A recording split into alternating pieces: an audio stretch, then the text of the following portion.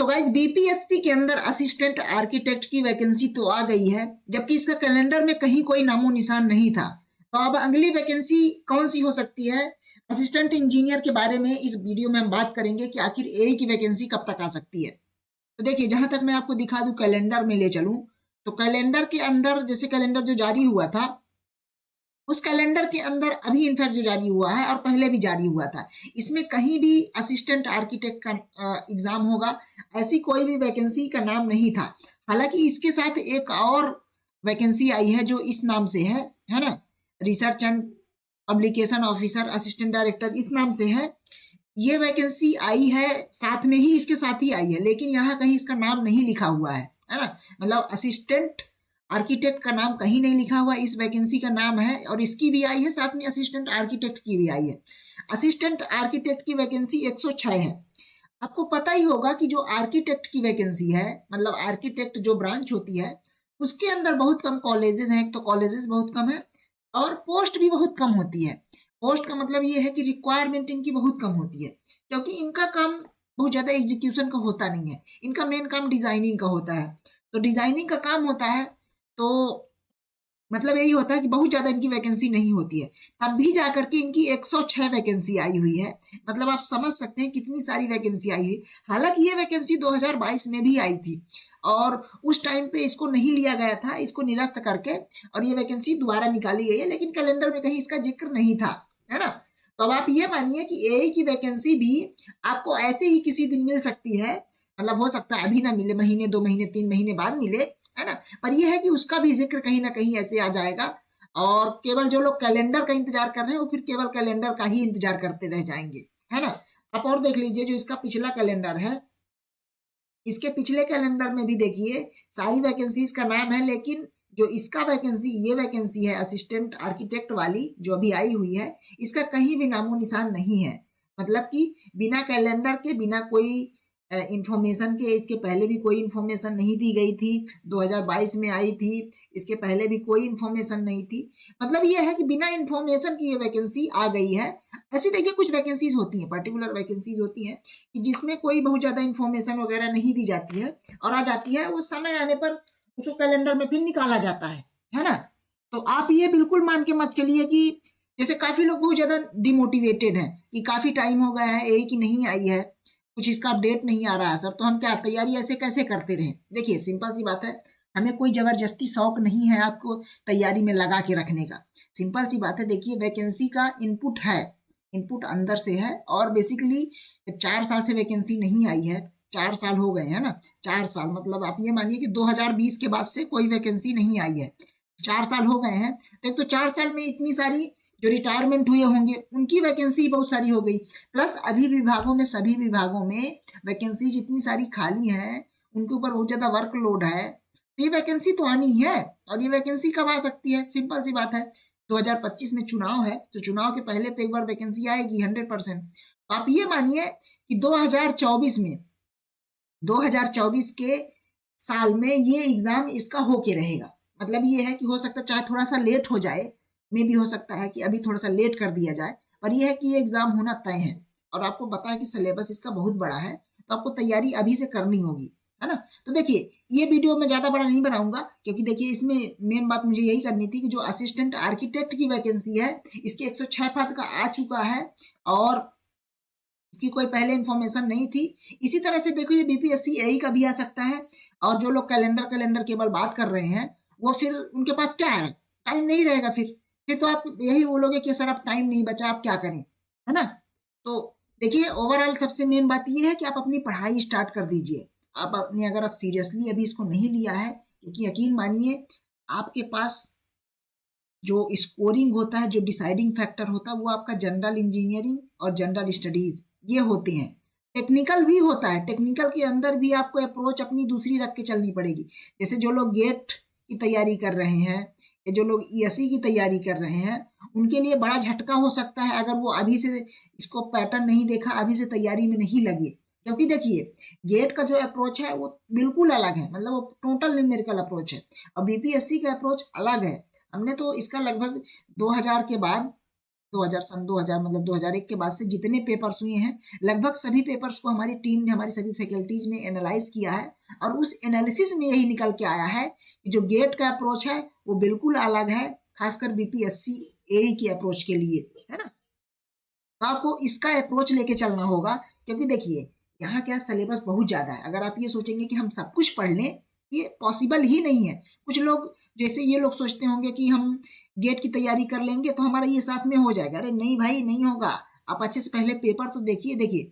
आपको हमारी बात नहीं माननी, आपको किसी की बात नहीं माननी है, सिंपल सी बात है। आप जाइए बीपीएससी एई के प्रीवियस ईयर पेपर को डाउनलोड करिए, पीवाईक्यू पेपर को डाउनलोड करिए और उनको सॉल्व करिए और देखिए आप कितने क्वेश्चन कर पा रहे हैं। टेक्निकल की बात हम कर रहे हैं, नॉन टेक्निकल को तो चलिए छोड़ ही दीजिए, उसमें कितना कर पाएंगे वो तो हमें पता है। पर टेक्निकल का आप पहले कर लो। जो अपने आप को, जो लोग बहुत धुरंधर मानते हैं, वो लोग आप टेक्निकल का पेपर करो और फिर इसमें देखो आप कितना कर पा रहे हैं। क्योंकि आप मानिए 100 क्वेश्चन अगर उसमें रहेंगे, 200 नंबर का रहेगा, तो उसमें कम से कम आपको कम से कम 80 क्वेश्चन करेक्टली करने होंगे। और इस बार पॉसिबिलिटी है, अभी जैसे देखिए असिस्टेंट आर्किटेक्ट में इसमें निगेटिव मार्किंग ला दिया है। हाँ, इंपॉर्टेंट अपडेट ये भी है कि इसमें निगेटिव मार्किंग ला दिया गया है। तो अभी मैक्सिमम पॉसिबिलिटी यही है कि बीपीएससी एई में भी निगेटिव मार्किंग हो जाएगी। अभी तक तो निगेटिव मार्किंग नहीं होती थी, तो अभी तक आप लोग इजीली कर लेते थे, है ना। ठीक है, तुक्का मार दिया, ये कर दिया, लेकिन अब बहुत संभल के करना होगा। तो अब निगेटिव मार्किंग भी रहेगी, इसकी पूरी संभावना है ना। तो आपको मतलब 80 क्वेश्चन करेक्ट करके इतना लेके चलना होगा कि आपसे 80 क्वेश्चन करेक्ट बन जाए, है ना। क्योंकि देखिए जनरल इंजीनियरिंग, जनरल स्टडीज आप कितना भी पढ़ लें, उसमें कहीं ना कहीं गलती होने की संभावना रहती है। तो आप पूरा अपना जो पकड़ बना सकते हैं वो आपका टेक्निकल है। टेक्निकल मतलब civil engineering, specially civil engineering का टेक्निकल काम कराते हैं। जी और जीएस का, दोनों का, मतलब किसी भी ब्रांच का हो सकता है, क्योंकि इनका पेपर सेम होता है, चाहे कोई सी भी ब्रांच हो, चाहे सिविल हो, इलेक्ट्रिकल हो, मैकेनिकल हो, कोई भी ब्रांच हो, वो सबका सेम होता है। लेकिन जो सिविल का स्पेशली है, सिविल के लिए इनको आपको स्पेशली ध्यान रखना है। हम आपको अभी से इसीलिए बार बार आगाह कर रहे हैं, बार बार वीडियो बना रहे हैं। देखिए हम वीडियो बना रहे हैं सीरियस एस्पिरेंट के लिए, जो लोग सीरियस हैं। जो लोग फालतू वीडियो देखने आते हैं उनके लिए हमारा कोई मतलब नहीं है, क्योंकि हमें पता है आप लोग, फिर ये लोग फिर बाद में हमारे पास आएंगे और जब 2-3 महीना बचेगा तब बोलेंगे कि सर आप कुछ फटाफट जल्दी जल्दी करा दीजिए, जैसा कि होता है आमतौर पे यही होता है। देखिए मैं आपको अगर छोटा सा डेटा बताऊं, आमतौर पे यही होता है कि 90% जो एस्पिरेंट होते हैं, जो पूरी भीड़ होती है, ये तैयारी शुरू करती है जब नोटिफिकेशन आ जाता है। जब नोटिफिकेशन आ जाता है तब ये लोग तैयारी करना शुरू करते हैं। जो 5 से 10% मतलब ऐसे लोग होते हैं, जो लोग वैकेंसी को लेके सीरियस होते हैं और वो लोग पहले से तैयारी अच्छे से करते रहते हैं और सिलेक्शन भी जा करके कहीं ना कहीं इन 5 से 10% लोगों में होता है। बाकी सब लोग केवल अपना फॉर्म भरते हैं और फॉर्म भरने का पैसा देते हैं, बस सिंपल सी बात है। ये बात आप गांठ बांध के रख लीजिए। तो आप सोचिए कि आपको क्या करना है, आपको कौन सी लिस्ट में आना है, इस लिस्ट में आना है या इस लिस्ट में आना है। फैसला अब आपका रहेगा यहाँ से, है ना। हमारा काम है आगाह करना, आपको बताना पहले से, है ना। अदरवाइज हम इतना हमारे पास खाली समय नहीं है कि हम मतलब अपना पूरा टाइम इधर बीपीएससी की तरफ दे रहे हैं। आपको पता होगा कि कॉन्सेप्ट डिकोडर एकमात्र ऐसा चैनल है जो कि पूरी तरह से बीपीएससी एई के लिए फोकस्ड है, टोटली डेडिकेटेड फॉर बीपीएससी एई, है ना। तो अगर हम बीपीएससी एई के लिए डेडिकेटेड है, पूरी तरह से डेडिकेटेड है, तो इसका मतलब सिंपल सी बात यही है कि बीपीएससी एई को लेकर जो भी इनपुट्स हैं प्रॉपर, है ना, वैकेंसी के आने के, भाई इसमें इतनी सारी वैकेंसी जा सकती हैं, बिहार के अंदर आपको काम करने का मौका मिलेगा।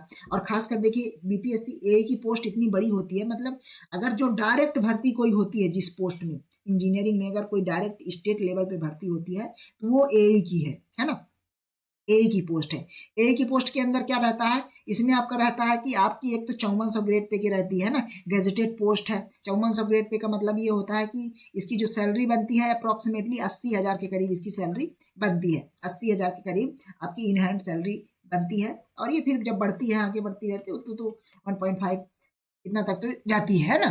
लेकिन हाँ, ये आपकी ए की है। अगर फिर इसके बाद क्या होता है, इसके बाद फिर कोई डायरेक्ट एग्जाम नहीं होता, इसके बाद फिर डायरेक्ट आपका होता है प्रमोशन बेस पे, है ना। स्टेट लेवल पे भी कोई एग्जाम नहीं होता, फिर वो सेंट्रल लेवल पे होता है आईएएस वगैरह में, उसमें डायरेक्टली आप ई बन सकते हैं, एग्जीक्यूटिव इंजीनियर। लेकिन हाँ, आप अगर ए का देंगे, स्टेट लेवल पे कोई भी एग्जाम देंगे, तो आप यही सबसे बड़ी पोस्ट आप जा सकते हैं, यही इसी पोस्ट को पा सकते हैं जो कि है ए को, है ना। तो ये सबसे बड़ी पोस्ट है, इसको आप मजाक में बिल्कुल भी मत लीजिए, इसके लिए पूरी तरह से सीरियस हो जाइए। अदरवाइज जब वैकेंसी आ जाएगी तो फिर हाथ मलने के अलावा कुछ नहीं रहेगा। जैसे अभी जो ये लोग हैं, ये लोग आर्किटेक्ट, असिस्टेंट आर्किटेक्ट, अब ये लोग क्या है कि इनकी ज्यादा वैकेंसी नहीं आती है, तो ये लोग तो अब हमें कॉल कर रहे हैं कि सर हमें करा दीजिए, कुछ करा दीजिए, लेकिन अब देखिए संभव नहीं है अब, क्योंकि देखिए मतलब कम संभावना है, क्योंकि सारा कुछ करा देना मुश्किल हो जाता है ना। देखिए होता क्या है एक्चुअली कि 3 से 4 महीने के अंदर सारा कुछ करा देना ये पॉसिबल नहीं होता है।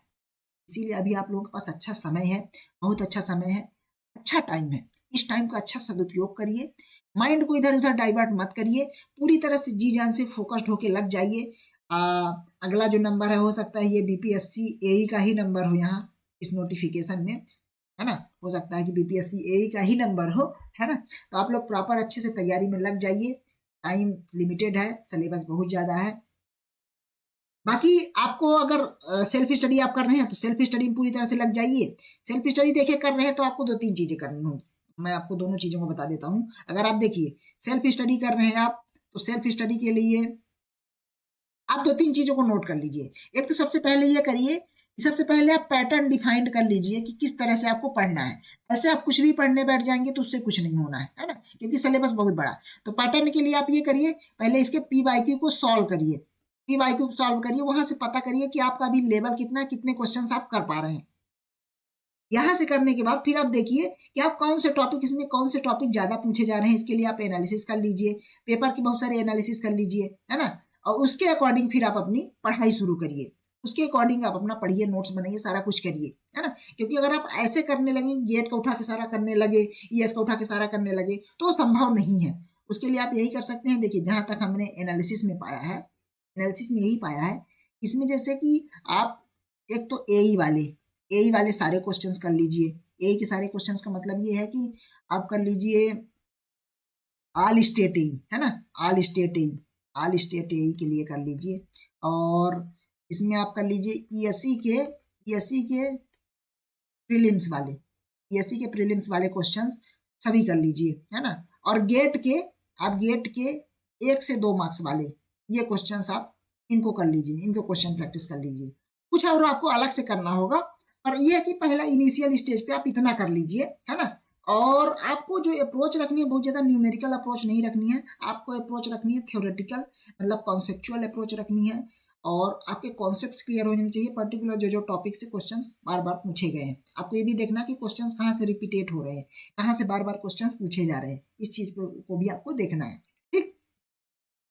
दूसरी बात, जो लोग सेल्फ स्टडी नहीं कर रहे हैं, जो ये चाहते हैं कि आपको पर्टिकुलर कोई एक गाइडेंस मिले प्रॉपर, तो इसके लिए हमारे यहाँ कॉन्सेप्ट डिकोडर ऐप के अंदर प्रॉपर इसका सेशन स्टार्ट है, प्रॉपर इसका बैच स्टार्ट है, जिसमें प्रॉपर सेशन लिया जाता है। तो इसके लिए आपको कोई भी इंफॉर्मेशन चाहिए, तो मैं ज़्यादा इसमें टाइम नहीं लूँगा, आपको शॉर्ट में बता देता हूँ कि इन नंबरों पे आप कॉल बैक करिए, है ना। ये नंबर है, ये हमारे टीम के नंबर है, हमारे टीम के जो मेंबर्स हैं ये उठाएंगे, और हमारी टीम आपको पूरा इसके बारे में समझाएगी कैसे कैसे कराया जाता है।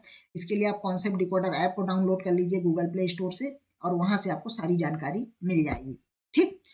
थोड़ा सा मैं बता देता हूँ कि यहाँ वैसे कराते क्या क्या, हमारी अप्रोच क्या है। देखिए हमारी अप्रोच यही है, जो बीपीएससी एई का पहले तो जो एनालिसिस के अकॉर्डिंग, पहले एनालिसिस के अकॉर्डिंग जैसा भी पेपर अभी तक आए हुए हैं, मतलब 2000 से लेके 2001 से लेके 2022 तक, इनके बीच में जितने पेपर्स हुए हैं, इन सभी पेपर्स को प्रॉपर एनालाइज किया गया है, इनकी एनालिसिस की गई है। फिर इनके क्वेश्चंस को सेपरेट करके इनको सब्जेक्ट वाइज और टॉपिक वाइज इनको अच्छे से एनालाइज किया गया। फिर उसमें यह देखा जाता है कि इसमें कौन से सब्जेक्ट के कौन से टॉपिक का कितना वेटेज है, कितना पूछा जाता है, और किस लेवल का क्वेश्चन पूछा जाता है ना, मतलब किस पैटर्न में क्वेश्चन पूछे जाते हैं।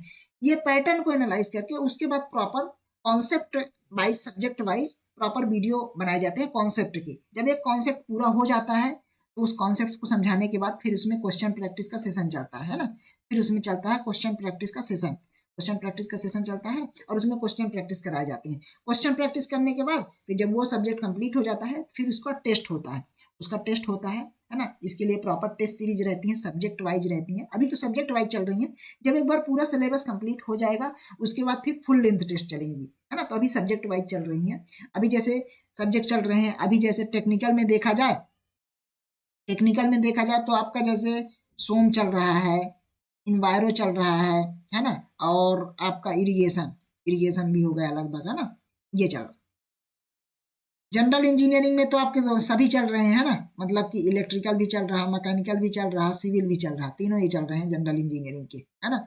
और जीएस के अंदर भी पेपर की एनालिसिस हो गई है प्रॉपर, सभी पेपर की एनालिसिस हो गई है, और कुछ टॉपिक अभी स्टार्ट कर दिए गए हैं जिनका ज़्यादा वेटेज है, वेटेज के अकॉर्डिंग टॉपिक्स को स्टार्ट कर दिया गया है। इन तीनों का स्टार्ट कर दिया गया है, और साथ में हिंदी और इंग्लिश की भी, हिंदी और इंग्लिश ये भी स्टार्ट कर दिए गए हैं। तो कुल मिला के सारा सिलेबस को प्रॉपर वे में स्टार्टिंग से स्टार्ट कर दिया गया है।